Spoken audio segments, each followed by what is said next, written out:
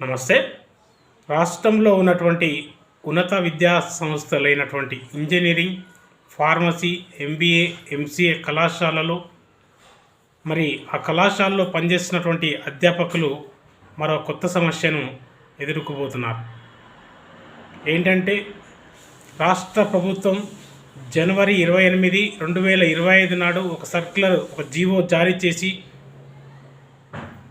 రాష్ట్రంలోని ఉన్నత విద్యా సంస్థల్లో పనిచేస్తున్నటువంటి అధ్యాపకులకు అందరికీ కూడా రిటైర్మెంట్ వయసు 60 నుంచి 65 సంవత్సరాలుగా పొడిగించడం జరిగింది. అంటే దాదాపు 5 సంవత్సరాలకు పొడిగించడం జరిగింది.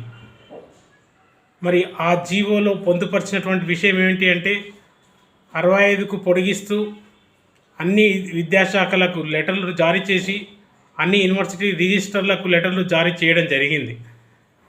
మరి ఆ రిజిస్టర్ గారు ఏం చేయాలి? ఖచ్చితంగా వారు కళాశాలలకు లెటర్లను పంపించి ఖచ్చితంగా రాష్ట్ర ప్రభుత్వం ఈ జీవో జారీ చేసింది. GO number 3, GO MS number 3 జారీ చేసింది రాష్ట్ర ప్రభుత్వం.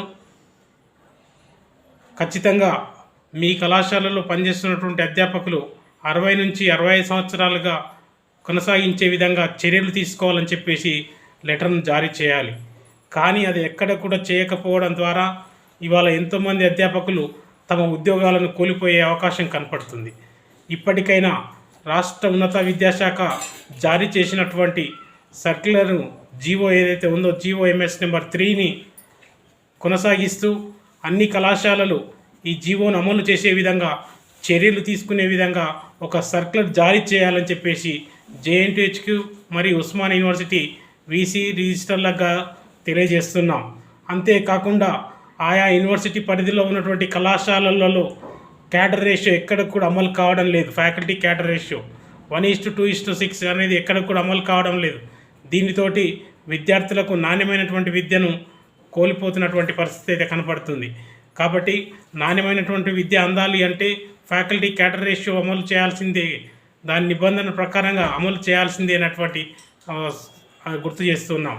ఏది ఏమైనా కానీ రాష్ట్ర ప్రభుత్వం దీని క్యాడర్ రేషియో విషయంలో కూడా సీరియస్ తీసుకొని ఖచ్చితంగా అమలయ్యే విధంగా చూడాలని చెప్పేసి వారికి మేము తెలియజేస్తున్నాం.